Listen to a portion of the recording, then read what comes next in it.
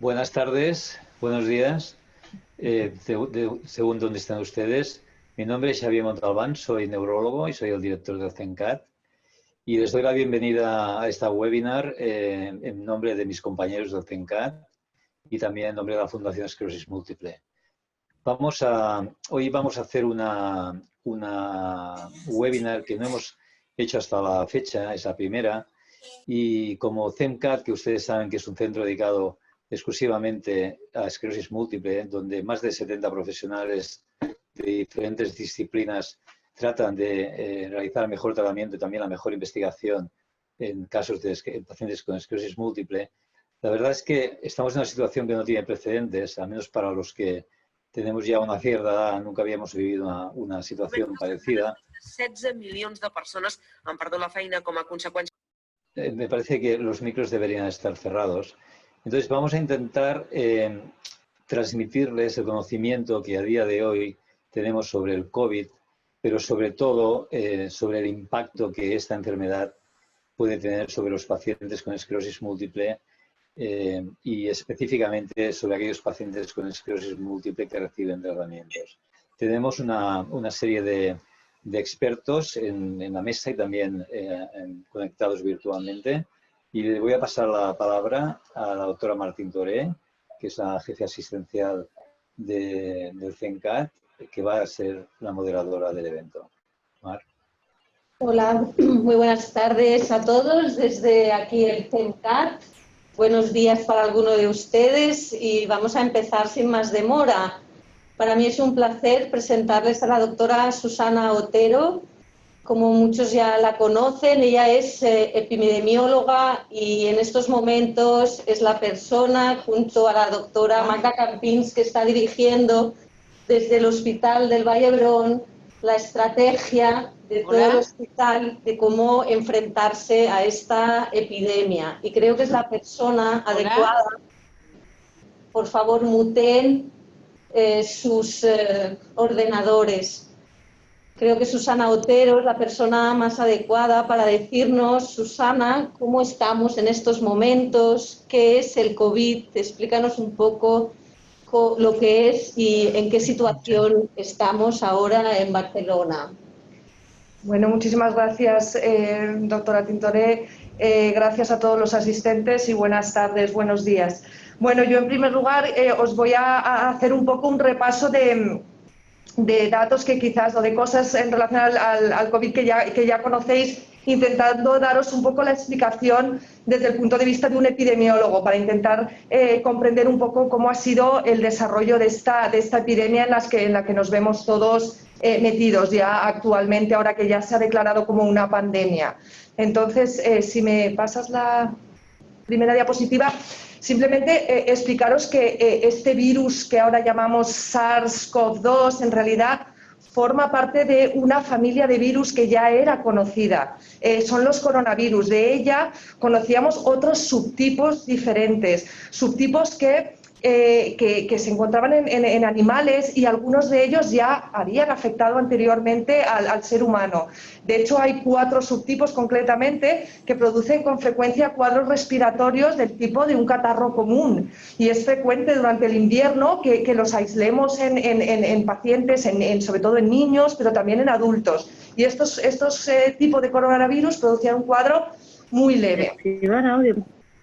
En el año 2003, desde los animales saltó al ser humano y comenzó a infectar en humanos un tipo que se llamó el SARS-CoV, que sería como el primer SARS-CoV que afectó y comenzó también en China, y fue otra epidemia que fue una epidemia mucho más limitada. Luego os explicaré un poco cuál ha sido la diferencia entre el SARS-CoV que afectó a China en el 2003, uno posterior que se denominó MERS en el año 2012, que comenzó en Oriente Medio, y ahora estaríamos en esta, digamos, tercera generación de coronavirus con potencial de causar epidemia. Y este último, con el que nos vemos ahora lidiando, es el que realmente ha conseguido una expansión mucho mayor.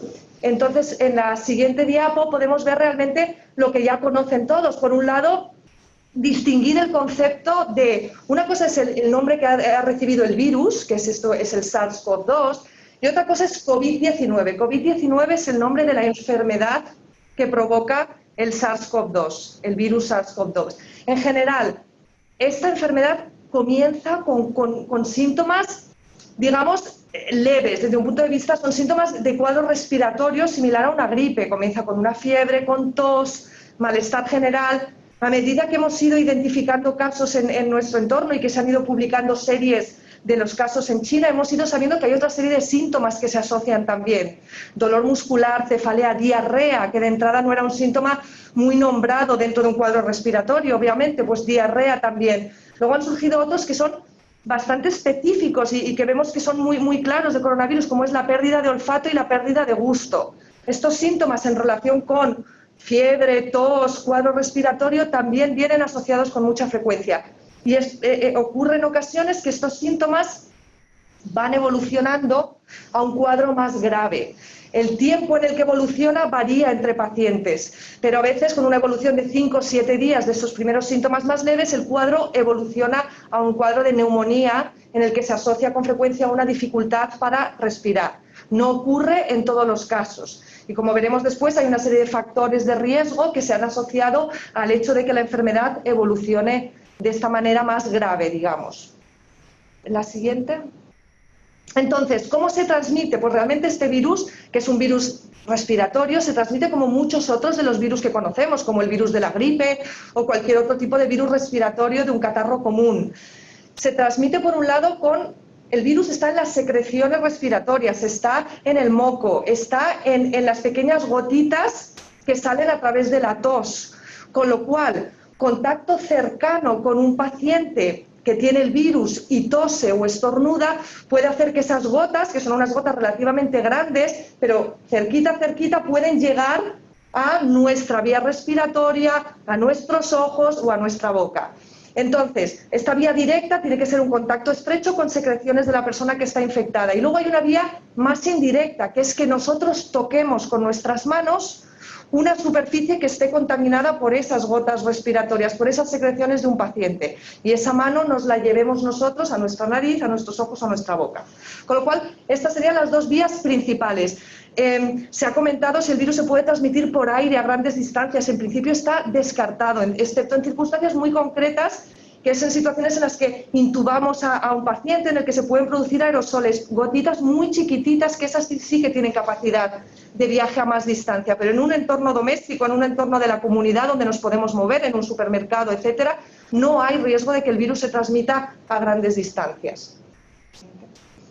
Entonces, en general, la gran ventaja, entre comillas, que tiene este virus respecto a los dos previos que os he mencionado antes, es que en la gran mayoría de pacientes, el 80%, produce un cuadro relativamente leve y solo un 20% requeriría, o sea, sería un cuadro más grave, de los cuales un 5% requeriría realmente ingresar en una unidad de cuidados intensivos. Esto, que a priori es una ventaja desde el punto de vista clínico y de cómo afecta a los pacientes, es lo que le ha permitido a este virus extenderse tantísimo, porque si mucha de la gente tiene síntomas muy banales o prácticamente no tiene ningún síntoma, sigue haciendo su vida normal. Si este virus, como ocurrió con el previo, con el MERS, rápidamente genera un cuadro muy grave que la persona tiene que ingresar en el hospital y deja de tener contactos sociales, pues evidentemente no se puede extender, y por eso las epidemias previas fueron muy autolimitadas. En la siguiente diapo podemos ver cómo realmente el número de casos que llegó a provocar el SARS o el MERS, los previos, no tienen nada que ver con lo que está provocando este coronavirus. Tiene como las características ideales para extenderse por el mundo. Y pasamos a la siguiente. Y realmente es que eso es lo que ha ocurrido. Ha ocurrido que desde el 26 de enero, en el que los casos estaban concentrados en China, la escala de este mapa es completamente diferente. La bola que veis en el mapa superior en China es una bola que representa más de 1.000 casos, concretamente 2.000 casos. Esto fue el 26 de enero. En el transcurso de este tiempo, hasta el día de ayer, el virus se ha extendido por todo el mundo y en este caso la escala del mapa, como veis, las bolas rojas más grandes, está representando más de 100.000 casos. En total hay 1.300.000 o 1.400.000 casos a nivel mundial. Y eso ha sido gracias a la gran capacidad de extensión que tiene este virus, que en muchas personas es casi invisible, y entonces la persona sigue haciendo una vida normal y se van contagiando.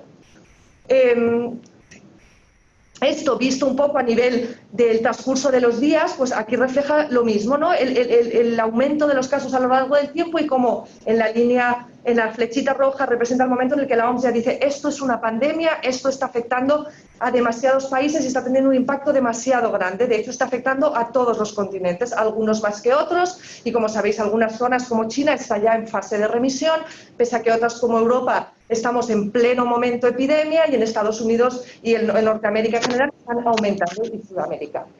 Entonces, todo esto, en España hemos tenido el mismo impacto, un aumento de los casos a partir de mediados de marzo que nos lleva ahora, pasa la siguiente, que así voy más rápido, nos lleva ahora a tener este mapa, un total de pues casi 150.000 casos, un impacto muy importante en la Comunidad de Madrid, también en Cataluña, también son zonas con una mayor densidad de población, lo cual hace que sea mucho más fácil esta transmisión, y una cifra de muertos que alcanza ya y supera los 15.000.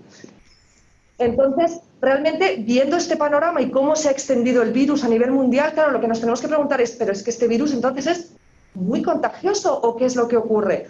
Pues realmente la manera que tenemos los epidemiólogos de mirar cómo de contagioso es un virus o una bacteria es valorar por cada persona que está infectada cuántos casos nuevos, cuántos nuevos contagios puede llegar a producir entre su entorno.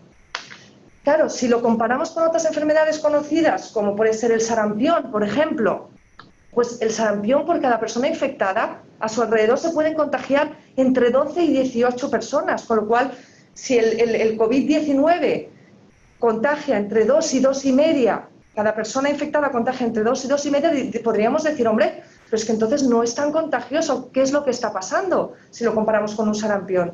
Pues aquí la clave para entender esto es que el número de personas que se contagian a partir de un caso infectado depende mucho de que sean susceptibles los de su entorno. Si una persona con un sarampión llega hoy a un supermercado o a una sala de espera de un hospital, es muy posible que no contagie a ninguno o a una persona. ¿Por qué? Porque la mayoría de personas están inmunizadas frente al sarampión. Tenemos una vacuna que hace que todos estemos protegidos frente al sarampión. El problema es que una persona infectada por SARS-CoV-2 que llega a una sala de espera encuentra a toda la gente alrededor susceptible a esta infección, con lo cual es real que cada persona infecta a 2, 2,5 de su entorno. Entonces, a partir de ahí, el crecimiento es exponencial. Esos 2, 2,5 a su vez infectan a otros 2, 2,5 y así esto va creciendo tremendamente. O sea que, aunque a priori es no muy contagioso, nos encontramos en una situación en la que la población mundial no tiene inmunidad previa y a día de hoy no disponemos de una vacuna que permita generar la inmunidad en la población. Con lo cual, esto es en lo que se basa todo el esfuerzo que se le está pidiendo a la población de distanciamiento social y de confinamiento.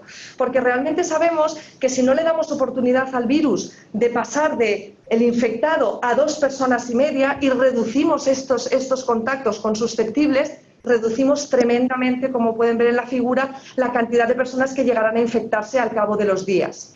Entonces, si realmente separamos a la población, esas 2,5 personas se convierten en media o en ninguna a la que yo llego a infectar si estoy infectada por el coronavirus. Y esto es todo lo que se ha intentado explicar a través del concepto de aplanar la curva, porque realmente, pese a que es cierto que hasta que no dispongamos de una vacuna, la población se va a ir contagiando, no es lo mismo la velocidad a la que se contagie. Si la población se contagia muy rápido, esto genera una cantidad de casos de los cuales un porcentaje va a requerir acudir a un hospital. Y el problema es que ese porcentaje, si la población se contagia muy rápido, serán muchas, muchas personas. Y ahí es donde nos tememos y nos temíamos, y de hecho ha ocurrido, los hospitales llega un momento en el que tienen muchísima presión porque tienen que atender a muchas personas. Y dentro del hospital, las unidades de cuidados intensivos son una zona clave que solo puede atender a un número determinado de personas. Y entonces ahí es donde el hospital se ha tenido que adaptar para poder ampliar su capacidad para atender a todas estas personas. Estas medidas de confinamiento a lo que ayudan es a no tener la gran cantidad de casos que hubiéramos tenido si no se hubiera producido este distanciamiento. Y ahora, en la fase futura a la que nos enfrentamos, que es el desconfinamiento, hay que pensar muy bien cómo la gente puede volver a recuperar su vida normal sin caer en el riesgo de lo que sería la curva verde que se muestra en la figura, que es que vuelva a haber un repunte de nuevo de transmisión, porque todos los que estamos en casa somos a priori vulnerables al virus y al volver a la calle se podría volver a producir un fenómeno de contagios. En definitiva, yo lo que les quería mostrar con esta figura es que el éxito de todas estas medidas de confinamiento se comienza a hacer visible y es palpable. Es decir, estos son los datos, las barras azules muestran los ingresos en el hospital, en nuestro hospital, en el Hospital Vallebrón, y realmente se ve cómo en los últimos 6-7 días estamos observando un descenso en el número de pacientes ingresados. Las unidades de cuidados intensivos, que es la barra amarilla, sigue manteniendo un número bastante estable, pero no hay un aumento, lo cual también es muy buena noticia. Un ingreso en una unidad de cuidados intensivos de una persona que lo necesita puede durar entre 2 y 3 semanas, con lo cual esto todavía requiere un tiempo hasta que estos pacientes puedan ir saliendo de las UCIs y vamos viendo cómo baja la curva. Pero en definitiva es un mensaje de que el confinamiento y el esfuerzo que se está haciendo funciona. Y por ello simplemente insistir en que tanto mientras estemos en casa como cuando volvamos a la normalidad de poder salir a la calle, las medidas de precaución para evitar la transmisión del virus tienen que estar muy claras y muy presentes, y son todas las que se han insistido muchísimo en todos los medios y que creo que ustedes conocen. Y yo quizás, en relación a estas medidas, daría simplemente dos detalles. Cada vez es más claro la utilidad de las mascarillas. Se suele preguntar, ¿hay que llevar mascarillas? ¿No hay que llevar mascarillas? En realidad, cuando hay un contacto estrecho con una persona potencialmente infectada, el uso de mascarilla tiene, y cada vez se ve más claro, un doble beneficio. Previene tanto el poder contagiarse de la enfermedad y también el poder ser la persona un transmisor del virus, con lo cual el uso de mascarillas yo creo que se va a extender más de lo que quizás se ha hecho antes de la fase de confinamiento. Y luego una consulta que se suele hacer mucho es el tema de los guantes. Yo quería transmitir aquí que en el momento en el que salgan a la calle, vayan al supermercado o hagan su vida de nuevo en sus puestos de trabajo, el uso de guantes es un tema un poco controvertido, un poco delicado. El mensaje es: las manos son una fuente de transmisión en tanto en cuanto ustedes toquen una superficie contaminada y se toquen la nariz, la boca, los ojos, como hemos dicho antes. El guante no protege de esto, el guante puede estar igualmente contaminado y además uno, una vez que se pone el guante, ya no se lo cambia en un tiempo, ni se lava la mano, con lo cual ese guante puede ser una fuente de contagio, es una falsa seguridad, con lo cual en realidad la recomendación sería salir al supermercado y antes de tocarse la cara, en cuanto entren en la casa, lavarse las manos. ¿Vale? Y los guantes realmente es un tema mucho más, quiero decir, en un entorno sanitario tiene un sentido, pero en la calle yo creo que el mensaje es lavarse las manos con una solución hidroalcohólica o con agua y jabón. Pero los guantes sería un tema a dejar aparte. Y yo creo que con esto... Muchísimas gracias, Susana. Yo creo que, viendo las preguntas que hemos ido recibiendo en la web, yo creo que muchas de las preguntas que teníamos las has mencionado, pero luego, en todo caso, al final, si tenemos tiempo, seguiremos y iremos por alguna de las que pueda haber quedado todavía alguna duda.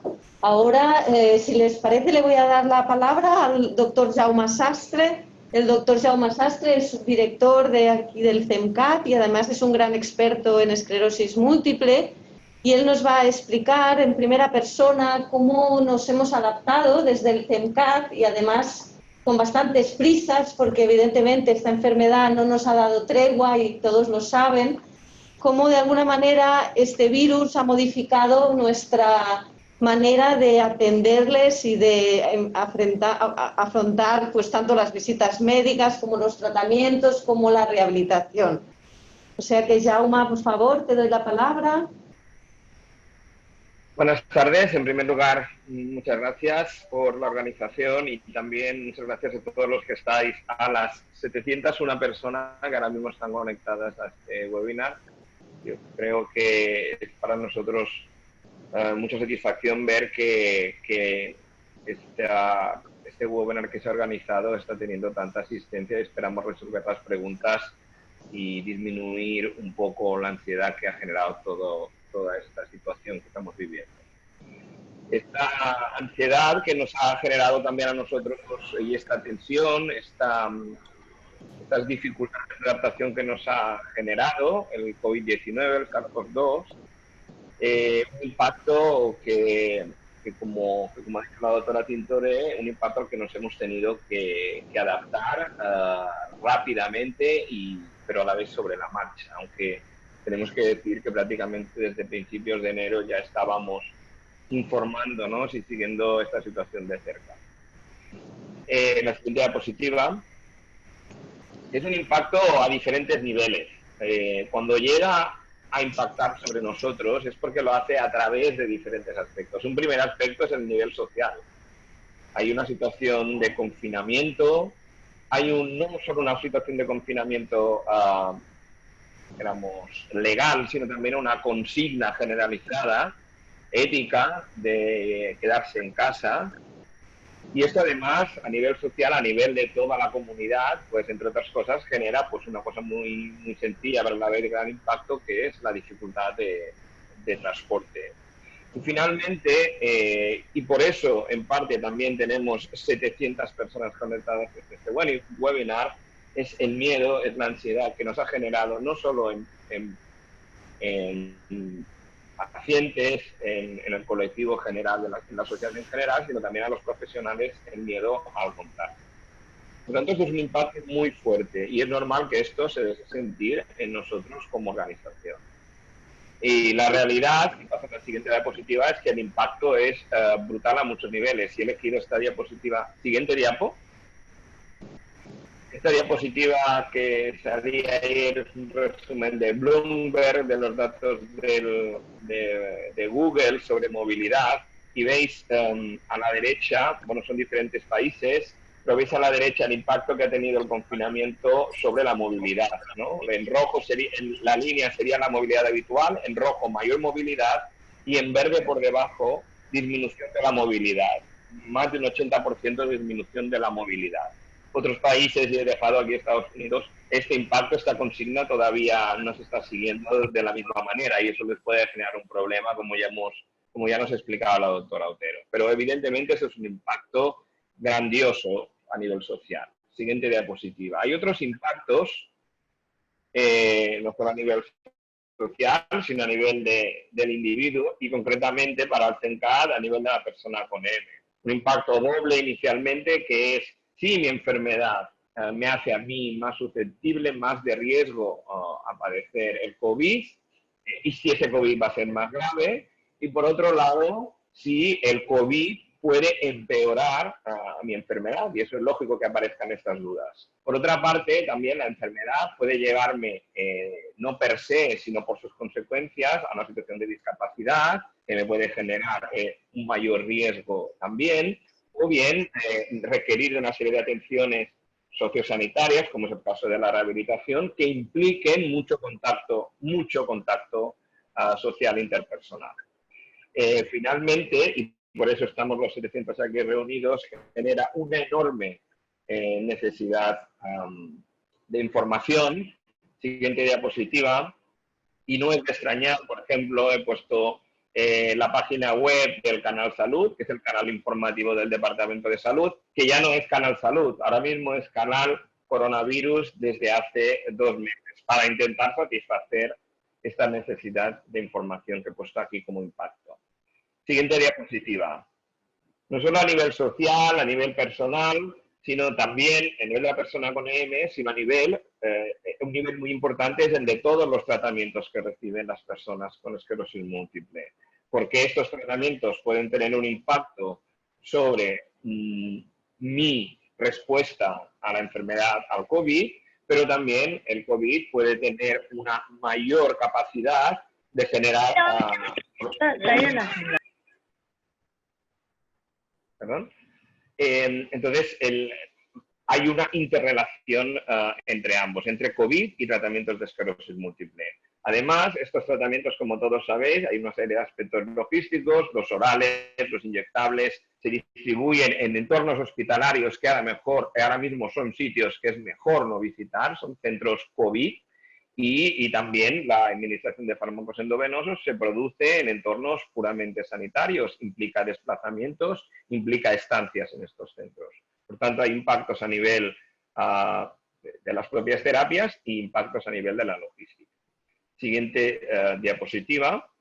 Y para esto necesitamos generar conocimiento para conocer estos impactos interrelacionados. Y este conocimiento no lo teníamos y se ha ido generando sobre la marcha. Ha habido y es todavía hay un desconocimiento importante. Y esto es otra de las cosas que tenemos que aceptar. La información, la situación ha sido líquida y hemos tenido que adaptarnos al recipiente de conocimiento que íbamos adquiriendo y cómo este recipiente se iba modificando. Un ejemplo es que uno de los fármacos potencialmente inmunosupresores que usamos para tratar la esclerosis múltiple, a la vez se está probando como tratamiento del COVID, porque sabemos que una de las fases difíciles del COVID es la parte de tormenta inmunológica que se genera al final. Por tanto, este impacto a nivel de tratamientos todavía lo tenemos que seguir trabajando. Siguiente diapositiva. Y por último, un impacto sobre el sistema sanitario. Lo ha explicado la doctora Otero, y el sistema sanitario ahora está en una gran tensión, hay impacto a nivel del transporte sanitario, se han cerrado centros de atención primaria, ha habido desplazamientos de actividad hospitalaria, nuestro hospital es un hospital COVID, la planta de neurología ya no existe, está ocupada por COVID, otras plantas han sido ocupadas por críticos, tenemos cerca de 800 pacientes de un hospital de 1000 COVID ahora mismo. Nos han cancelado a nosotros muchísimas pruebas complementarias, tanto analíticas como resonancias, como otro tipo de pruebas. Y además tenemos profesionales que han sido, esta mañana nos explicaba el director asistencial, 200 profesionales del Hospital Vall d'Hebron afectados por la enfermedad, que han tenido que dejar sus puestos de trabajo. Y además se ha requerido un esfuerzo fundamental y nosotros tenemos 5 neurólogos que han salido de nuestro equipo y se han desplazado a equipos de guardias o de planta COVID. Por tanto, el impacto ha sido a múltiples niveles. ¿Cómo hemos reaccionado? Y, por ejemplo, en siguiente diapositiva, solo para mostraros un impacto visual, es ver que nuestro gimnasio de neurorehabilitación, siguiente diapositiva, que nuestro gimnasio de rehabilitación ahora mismo es el hospital de día de oncohematología del Hospital Vall d'Hebron, en esto que estaba hablando de desplazamientos de actividad. ¿Cómo nos hemos ido adaptando? Pues nos hemos ido adaptando primero cambiando nuestra organización interna. Nos dividimos en 2 equipos para evitar que un contagio pudiera afectar a muchos profesionales. Hemos seguido haciendo durante 5 semanas videoreuniones diarias de contingencia con todo el equipo. Hemos dado apoyo personal y psicológico a nuestros profesionales para evitar las situaciones que he mencionado antes. Y siempre que nos ha sido posible, tanto a nivel asistencial como profesionales investigadores o de ensayos clínicos, potenciado el teletrabajo. No es fácil improvisar de un día para otro. Hemos tenido, desgraciadamente, que dar salida a todos los rotantes y asistentes clínicos que teníamos. Esto a nivel de organización interna, solo logística. Siguiente diapositiva. Luego a nivel de organización asistencial, es decir, la cara que damos hacia nuestros pacientes. Siguiente diapositiva.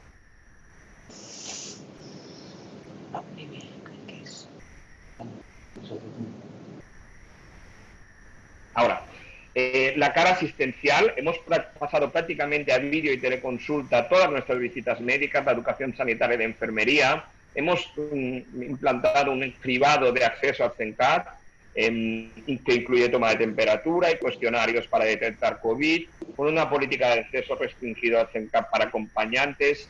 Hemos asumido la dispensación de fármacos y la toma de muestras en pacientes seleccionados en el CENCAT para evitar desplazamientos al Hospital General. Hemos implementado telerehabilitación individual y grupal por videoconferencia y hemos hecho uso del hospital a domicilio para fármacos endovenosos en pacientes que eran COVID-19. Esto, siguiente diapositiva, es organización asistencial. Y por último, hemos también, siguiente diapositiva,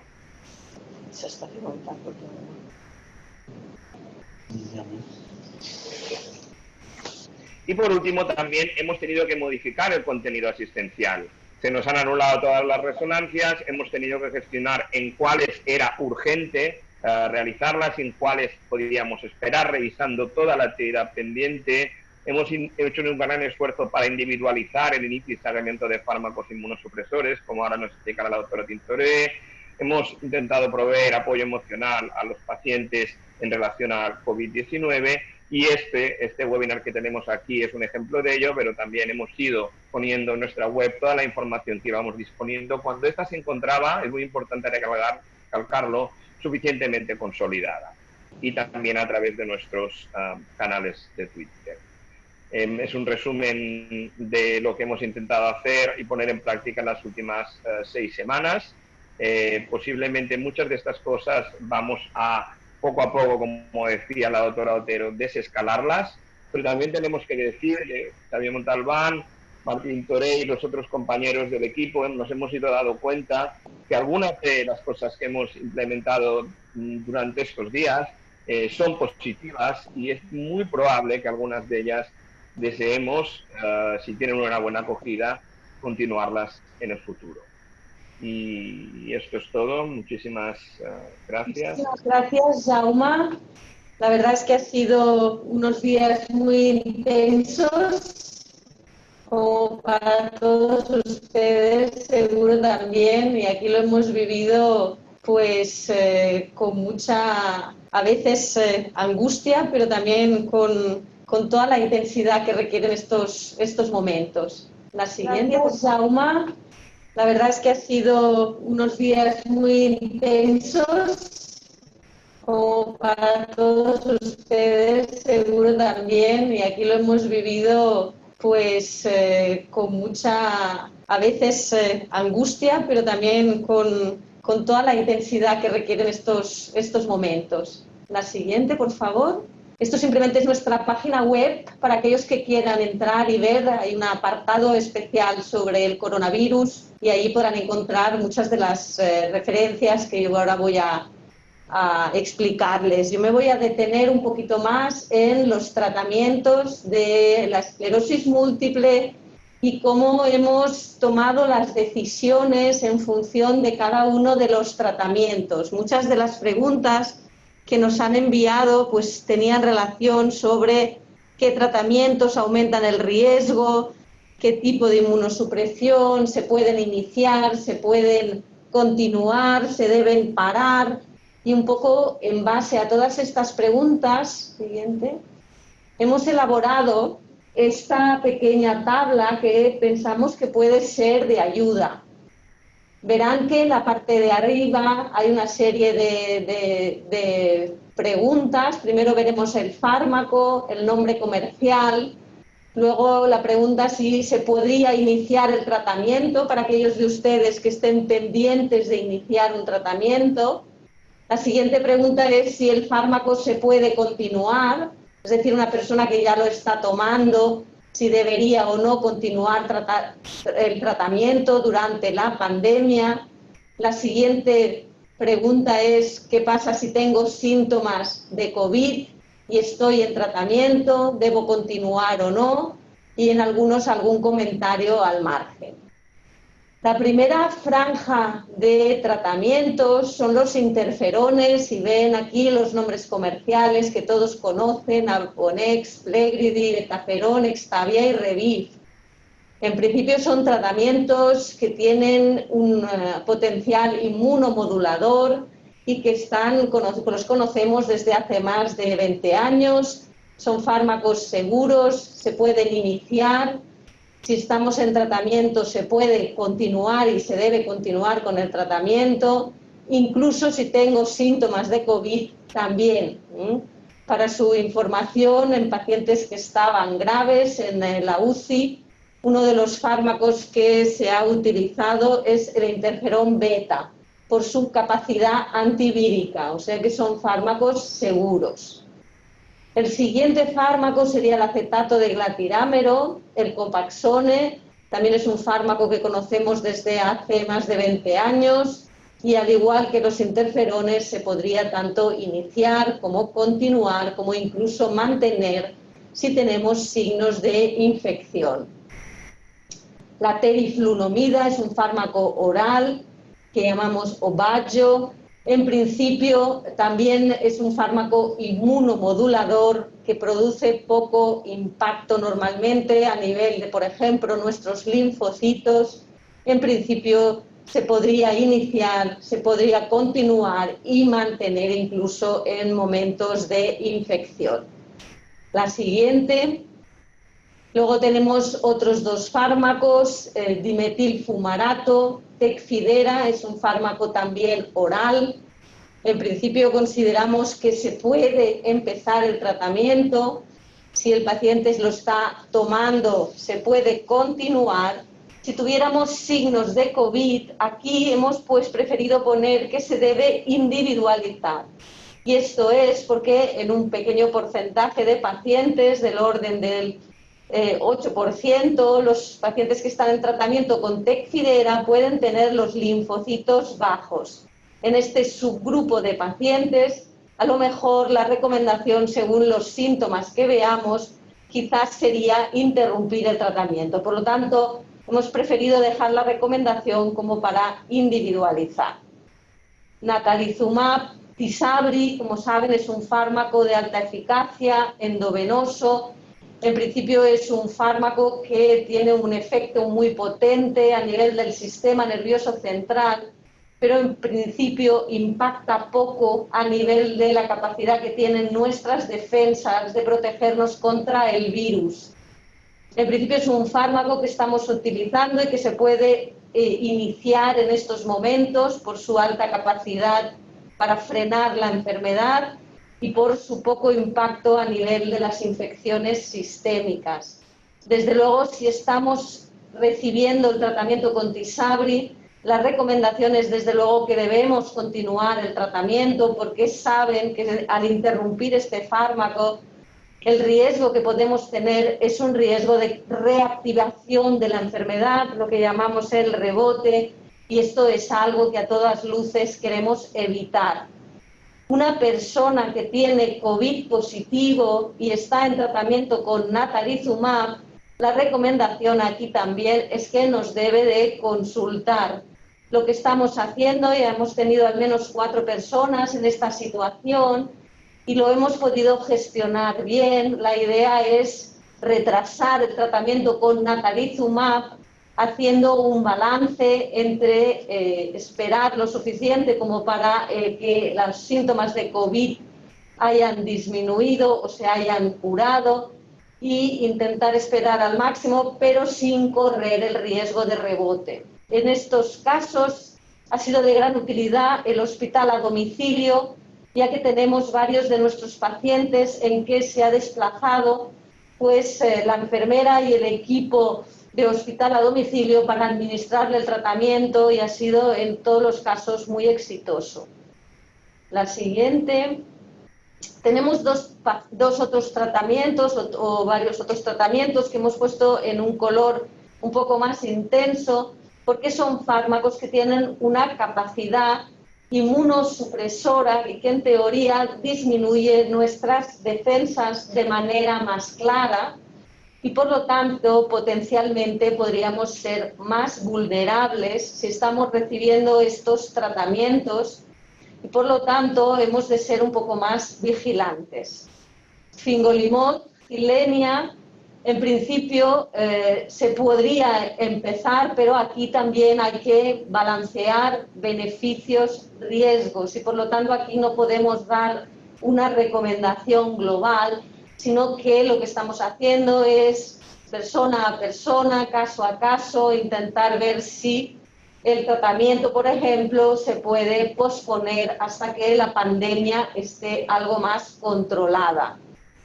Si estamos ya recibiendo tratamiento con Fingolimod, desde luego la recomendación es continuar con el tratamiento. Y esta recomendación es importante porque otra de las cosas que hemos aprendido es que el Fingolimod, si lo paramos, también tenemos un riesgo de que haya un rebote, es decir, que la enfermedad se reactive. Por lo tanto, la recomendación para aquellos que están recibiendo Gilenya es que se debe seguir este tratamiento. Para aquellos pacientes que sean COVID positivos o que tengan síntomas de COVID y estén recibiendo fingolimod, la recomendación se debería individualizar también y en función de las cifras de linfocitos y en función de la severidad del cuadro, en algunos pacientes se podría seguir con el tratamiento, mientras que en otros quizás sería más prudente pararlo. Aquí también mencionar que en principio hablamos de que la inmunosupresión podría hacernos más vulnerables para poder contraer la infección por COVID, pero por otro lado, como les ha comentado el doctor Sastre, esta enfermedad tiene una primera fase entre el que el virus es el que nos provoca los síntomas y el que de alguna manera se va multiplicando, y ahí nuestras defensas pues serían necesarias y es mejor tenerlas indemnes, pero en cambio para esta fase más avanzada, que afortunadamente no afecta a todos los pacientes, pero esta fase más severa que hace que alguno de los pacientes tenga que ir a cuidados intensivos, en esta segunda fase es donde la inmunosupresión paradójicamente podría ser beneficiosa. Y de ahí que nos haya presentado el doctor Sastre que hay un ensayo clínico con fingolimod para estas fases severas de la enfermedad. Otro de los fármacos que estamos utilizando mucho, rituximab, ocrelizumab o ofatumumab, los hemos puesto juntos porque son fármacos que tienen un mecanismo de acción muy similar. Son fármacos endovenosos, en la mayoría de casos se administran cada 6 meses. Se puede iniciar el fármaco, aquí también hemos preferido individualizar en algunos pacientes que están muy activos, hemos preferido iniciarlo, pero en cambio en otros que quizás no lo están tanto, hemos preferido retrasar el inicio de esta medicación. En aquellos pacientes que ya llevan, pues por ejemplo, 1 año y medio, 2 años con estos fármacos, se puede continuar. Sí, se puede continuar, pero en muchos de los casos hemos preferido retrasar la infusión, puesto que estos fármacos tienen un efecto muy a largo plazo y muchas veces, aunque se dan cada 6 meses, el efecto puede persistir mucho más allá. Si tenemos síntomas de COVID y nos toca tener que recibir el tratamiento, probablemente lo más prudente sería retrasarlo. La siguiente. Por último, tenemos 2 fármacos, cladribina, Mavenclad, es un fármaco oral que tiene un efecto inmunosupresor. Aquí es un efecto que es muy a largo plazo y dado que es poco reversible, preferimos, en la mayoría de casos, en los pacientes que deben iniciar este tratamiento, hemos preferido o buscar otra alternativa o, si es posible, retrasar el inicio. Y lo mismo, si nos toca recibir un nuevo ciclo de cladribina, en este momento lo que estamos haciendo es probablemente retrasar el siguiente ciclo. Y evidentemente lo mismo si tenemos síntomas de COVID. Una situación muy similar es la de alemtuzumab, es un fármaco también con un efecto muy prolongado, que es endovenoso. En los pacientes que estaban pendientes de iniciar este tratamiento, también hemos preferido buscar otra alternativa o retrasarla si esto es posible. Y en aquellos pacientes que debían recibir un nuevo ciclo de alemtuzumab, también hemos preferido retrasar el nuevo ciclo. Evidentemente también esta sería la situación en aquellos fármacos que tengan síntomas activos de COVID. Y este es un poco el resumen en cuanto a tratamientos. Espero que les hayan aclarado alguna de las dudas. A la señora Rosa Masriera, ella está ahora en la Fundación Esclerosis Múltiple, ha sido receptora también de muchísimas de las preguntas que esta situación nos ha aportado, y ella nos va a dar la perspectiva de la Fundación Esclerosis Múltiple sobre las múltiples preguntas y adaptaciones que también han ocurrido en estas intensas 3 semanas. Rosa. Hola, buenas tardes a todos. Bueno, espero estéis todos bien y yo lo que os voy a contar un poco es cómo está trabajando la Fundación Esclerosis Múltiple en torno a esta crisis COVID-19.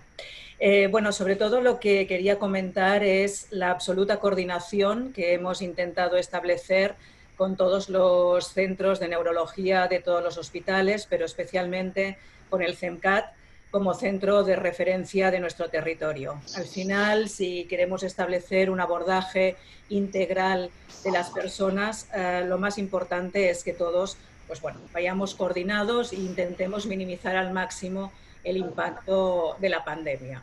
Si puedes pasar la diapo.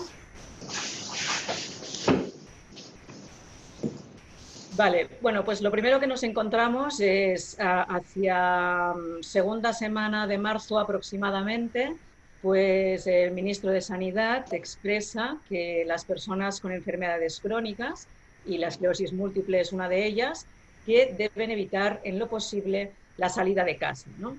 Entonces ahí tenemos el primer impacto para las personas, las primeras llamadas, y vamos a ver qué significa el hecho de que no puedan salir de casa, ¿no?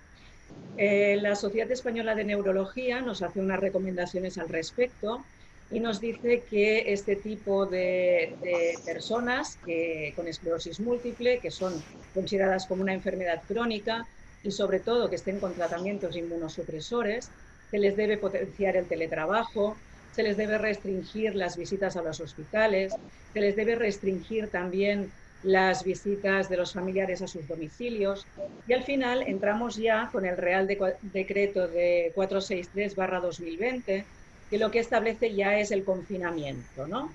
A partir de este momento se plantean pues, una serie de aspectos que deberemos tratar, ¿no? Lo primero que empezamos a ver es que hay muchísima incertidumbre, se empiezan a generar muchísimas dudas. ¿Qué pasa si tengo COVID? ¿Qué tengo que hacer con mi tratamiento con esclerosis múltiple? El impacto que esto me está generando. Existen muchísimas dudas al respecto. Y no solo dudas de tratamientos, sino también dudas acerca de la vida diaria, ¿no?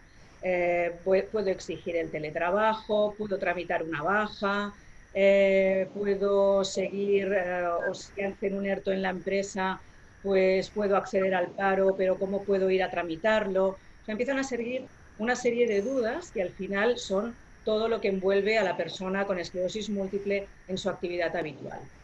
Después empezamos a detectar casos también de aislamiento social, ¿no? Cuando vemos personas con esclerosis múltiple que tienen que quedarse en su casa por el confinamiento, que a lo mejor han tenido en algún caso pues una cuidadora que ha dado positivo en COVID. Estas personas quedan solas y por lo tanto necesitamos también abordar lo que está pasando en estos casos, ¿no? Y después un último punto que serían las comorbilidades derivadas del hecho de estar aislado, ¿no? De no tener actividad. Nos empiezan a referir dolores musculares, nos empiezan a referir la dificultad para dormir, problemas también de nutrición. Y en base a esto nosotros articulamos una forma de trabajar completamente distinta, que como comentaba antes el doctor Sastre, lo que nos hace es reinventarnos de un día para el otro. No ha sido nada fácil y la verdad es que los equipos han estado trabajando de forma muy focalizada para conseguir lo que os vamos a explicar ahora. Si quieres pasar. Bien, lo que hacemos es, desde el punto de vista de la neurorehabilitación, estamos siguiendo con el contacto online y telefónico de todos los pacientes. La neurorehabilitación sigue ofreciéndose online y además estamos contactando con todos los pacientes que igual ya no están dados de alta en los centros, pero que nosotros tenemos detectados como pacientes de mayor vulnerabilidad, ya sea porque conocemos que tienen otras patologías, o bien porque son de una edad ya determinada, o bien porque ya estaban fuera de nuestro radio, porque no tenían criterios neurorehabilitadores, ¿no? Con la idea también de ver en qué situación están y en qué les podemos ayudar. Esto sería en base a los centros de neurorehabilitación, lo que sería al acompañamiento integral, ¿no? Todas esas dudas que comentábamos antes, ¿cómo las vamos a resolver?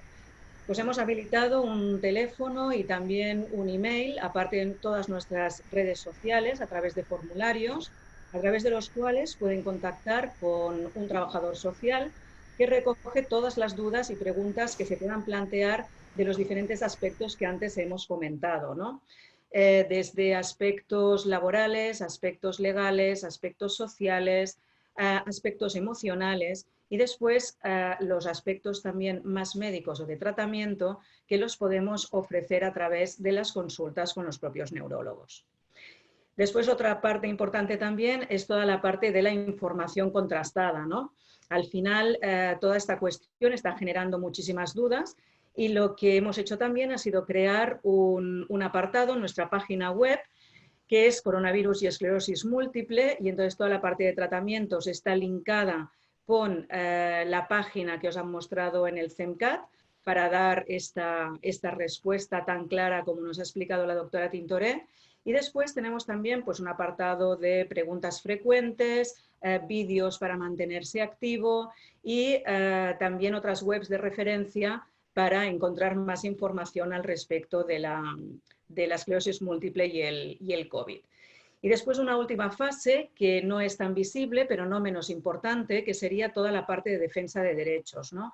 Esto es parte del ADN también de la Fundación y es pues gestionar con la administración y facilitar que nuestros pacientes puedan estar lo mejor posible, ¿no?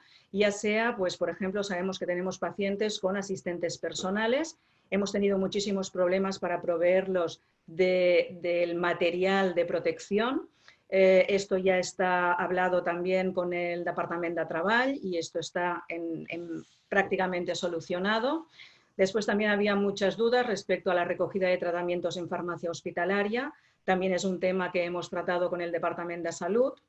Después todo lo que es la atención a las personas con discapacidad en las UCIs, que a raíz de un tema de bioética pues se generó una cierta controversia por si personas con discapacidad podían no ser consideradas como prioritarias a la hora de estar en las UCIs, y esto pues también se ha trabajado y realmente hemos conseguido también pues que sean consideradas como el resto.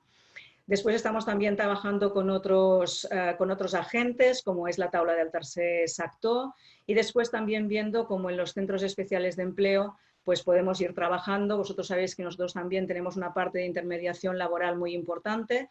Hemos contactado también con todas las personas que están en nuestra bolsa de empleo para mantenerlos activos a través de formaciones, y en lo que es específicamente el Centro Especial de Empleo están todos teletrabajando, lo cual también ha sido un reto muy importante, pues adecuarlos a algo a lo que no están acostumbrados y también pues que puedan mantener su lugar de trabajo y no hayan tenido que sufrir ningún ERTO ni ningún cambio en su actividad habitual.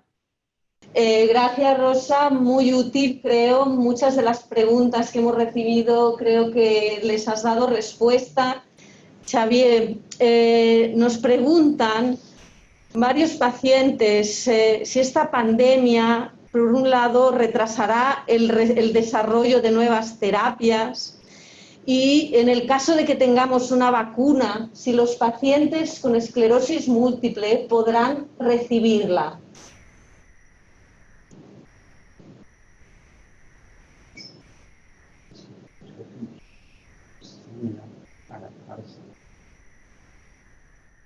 Xavier, no sé si me has escuchado. Sí, ahora sí, te he oído. Lo que pasa es que Sergio me silencia el micrófono con buen criterio y no podía abrirlo. Yo creo que lo que va a suceder probablemente es que, por una parte, vamos a disponer de terapias que se van a poder aplicar quizá en enfermedades inmunológicas, específicamente esclerosis múltiple, lo cual es una buena noticia. Y qué duda cabe que el impacto de la pandemia sobre los ensayos clínicos que se están realizando y sobre futuros ensayos clínicos pues va a ser de alguna manera considerable. Las empresas farmacéuticas y los centros de investigación estamos intentando realizar los ensayos clínicos de una manera lo más normal posible, pero claro, tenemos unas limitaciones, ¿no? Mar, si me permites, yo tengo que despedirme y entonces ya te voy a dejar a ti la última palabra, pero yo quería agradeceros a todos, a los ponentes y a todas las personas que se han conectado. De hecho, he llegado a contar 733 personas, lo cual es mucho más que una plenaria en muchos congresos nacionales, o sea que muchas gracias. Espero que la sesión haya sido muy clarificadora en algunos aspectos y útil para la mayoría de ustedes. Como decía la doctora Tintoré, han quedado preguntas sin contestar. Las recogeremos, intentaremos contestarlas en la página web del CENCAT. Valoraremos la posibilidad de hacer una nueva webinar cuando haya más evidencia disponible. Yo quería transmitir un mensaje un poco positivo hacia ustedes, en el sentido de que el paciente, por tener esclerosis múltiple, las personas que tienen esclerosis múltiple no tienen un mayor riesgo de estar infectados, no tienen un mayor riesgo de morbimortalidad. Y parece ser, y eso sí que es aventurado, que los pacientes que están siendo tratados con fármacos inmunomoduladores o inmunosupresores, de hecho no tienen un peor pronóstico, ¿no? Y esta mañana estaba en otro webinar a nivel canadiense y estábamos comentando precisamente esto, ¿no? Que nuestros pacientes tratados están yendo bien. Y la verdad es que es una buena noticia. Y con esto yo me despido y Mar, si quieres acabar tú la sesión. Muchísimas gracias, Xavier, y seguimos en contacto como siempre. Muchísimas gracias. Vamos a seguir, simplemente nos quedan una pincelada de pocos minutos, pero voy a seguir haciendo algunas de las preguntas. Voy a contestar yo la de si se va a poder vacunar las pacientes con esclerosis múltiple. Lo más probable, Susana, ¿qué nos dices? Hombre, a ver, a día de hoy todavía no tenemos ni nada claro cómo va a ser la vacuna. Pero si nos guiamos por otras vacunas disponibles que tenemos, como la vacuna de la gripe, que es una vacuna antiviral también de un virus respiratorio parecido y es una vacuna inactivada, asumimos que si la nueva vacuna frente a coronavirus también es una vacuna inactivada en la que no hay riesgo de que se pueda producir una virulencia por el virus que esté en la vacuna, a priori podemos pensar que los pacientes con esclerosis múltiple, incluso los que estén con tratamiento inmunosupresor, se podrían vacunar siempre y cuando fuera una vacuna de tipo inactivado, en el que no hubiera riesgo de que el virus replicara. Que es lo más probable. Que es lo más probable por la experiencia con otras vacunas antivirales, sí. Para Jaume Sastre, Jaume, ¿la infección por COVID puede desencadenar brotes de esclerosis múltiple? Bueno, en general siempre decimos que todo estímulo del sistema inmune supone un peligro. Efectivamente, todos los fármacos que usamos para el manejo de la enfermedad, de una manera u otra, lo que intentan es frenar el sistema inmune, modularlo o hasta suprimirlo. Todas las infecciones víricas, bacterianas, de cualquier tipo, son un estímulo para el sistema inmune. Por tanto, desde un punto de vista teórico, aumentarían la probabilidad de un brote. Pero la probabilidad no tiene por qué ser mayor que cualquier infección de cualquier tipo. En ese sentido, cualquier otro de los coronavirus que la doctora Otero ha mostrado en una de sus primeras diapositivas, tiene la misma capacidad en un resfriado común de provocar un estímulo del sistema inmune y, por tanto, un brote de esclerosis múltiple. Dicho esto, evidentemente, como he dicho al principio o cuando he intervenido, no tenemos un conocimiento a fondo de esta situación en particular y muchas de las cosas que decimos las decimos por sentido común neurológico o sentido común médico. Pero en principio la situación es similar o sería similar a cualquier otro estímulo inmunológico. Y en cualquier caso, Jaume, estarás de acuerdo conmigo que en estas 3 semanas, desde luego, no hemos visto una avalancha de brotes, ni muchísimo menos, sino yo diría un poco lo contrario, quizás por prudencia de los pacientes de no llamar y de no molestar, pero quizás hemos visto al revés, muy pocas consultas por sospechas de brotes. Una pregunta también para Susana, que se repite mucho. Susana, ¿cuáles son los criterios para que me hagan la prueba para el COVID-19? Pregunta del millón. Madre mía. Claro, la respuesta a esta pregunta es depende de la disponibilidad de pruebas. Si tenemos que responder a la pregunta hoy, a día de hoy, ahora mismo todavía no hay disponibilidad de pruebas como para que la población con síntomas leves, sospechas leves, que la recomendación sería estar en casa y pasar la infección, a día de hoy estas personas todavía no tienen opción de hacerse una prueba rápida o de ir con el coche, como hemos visto en otros países, y que le hagan la prueba rápida. Esto posiblemente cambiará. Están llegando, y centralizadas a través del Ministerio, están llegando una serie de pruebas que básicamente son de dos tipos. Aparte de la prueba que ya se ha comentado muchas veces, que es la que se hace en los hospitales cuando llega una persona con gravedad, con síntomas posiblemente de neumonía, que va a requerir un ingreso en el hospital, a estas personas se le hace una prueba para detectar el virus. Y esto implica tomar una muestra de la nasofaringe, del fondo de la nariz, y ahí se mira virus. Esto es lo que se hace hoy en día a nivel de los hospitales, en pacientes con criterios de ingreso hospitalario. A nivel de la comunidad, de los centros de atención primaria, etcétera, habrá disponibles en el futuro otros tipos de test que son test más fáciles de hacer sin tanta infraestructura hospitalaria. Estos test son de dos tipos. Uno de ellos mide también virus, también con lo mismo, tomando una muestra de la nasofaringe, pero con una maquinita mucho más sencilla. Estos son los test rápidos antigénicos que se llaman. Y luego habrá disponible también una serie de test que miran la producción de anticuerpos, es decir, no ven si la persona tiene virus, pero lo que ven es si ha generado anticuerpos, con lo cual se intuye que previamente ha estado infectado. Estos test, que son test pues eso, de medición de anticuerpos, que es simplemente con una gotita tomada del dedo, son test que se están recibiendo ahora y que ahora mismo estamos en una fase de validación.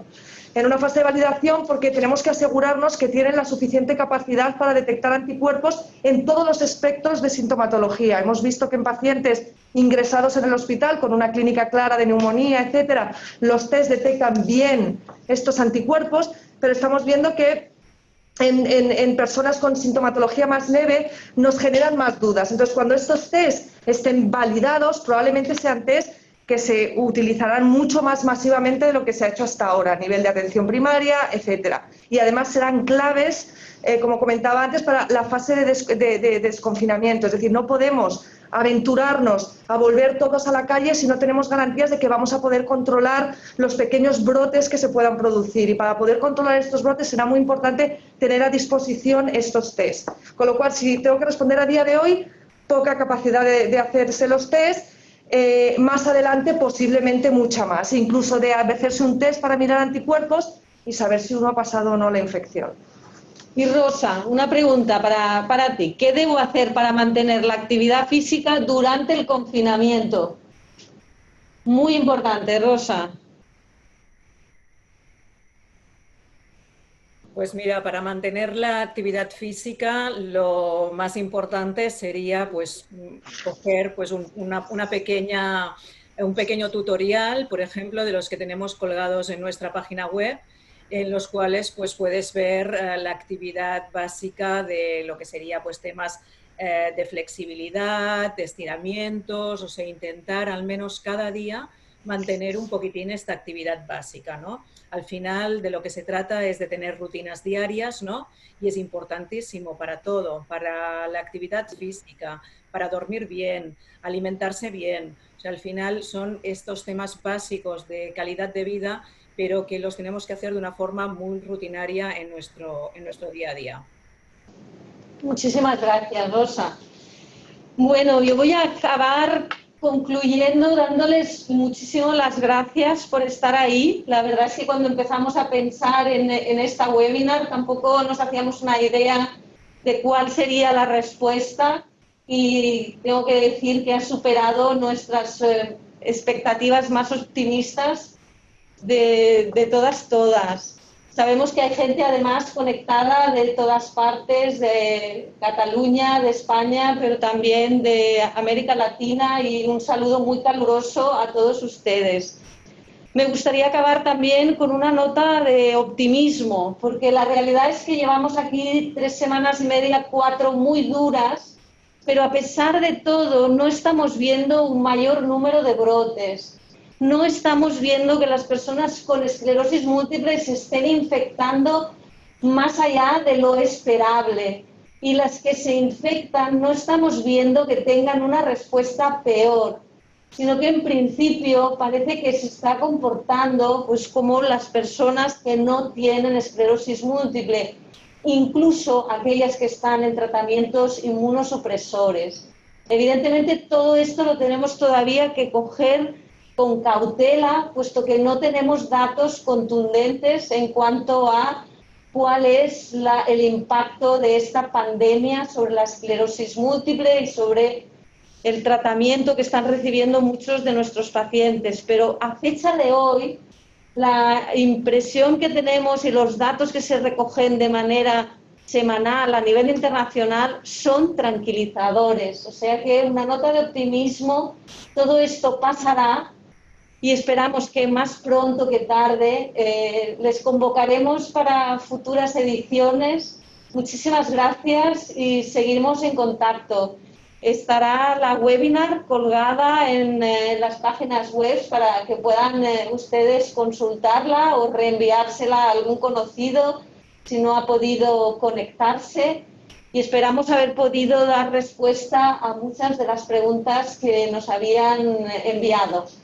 Un saludo muy cordial a todos, dar las gracias, como no, a Xavier Montalbán, a Susana Otero, a Rosa Masriera, a Jaume Sastre y a todo el equipo técnico que no se les ve, pero están aquí también y nos han ayudado muchísimo.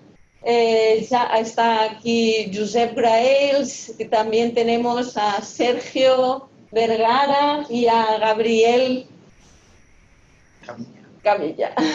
Muchas gracias también a todos ellos. Y también dar las gracias a dos personas más que se me ha olvidado, a Simón Cárdenas y a Paula Cagliani, que nos han ayudado a revisar todas las preguntas que nos habían enviado. Muchas gracias a todos y hasta muy pronto. Gracias.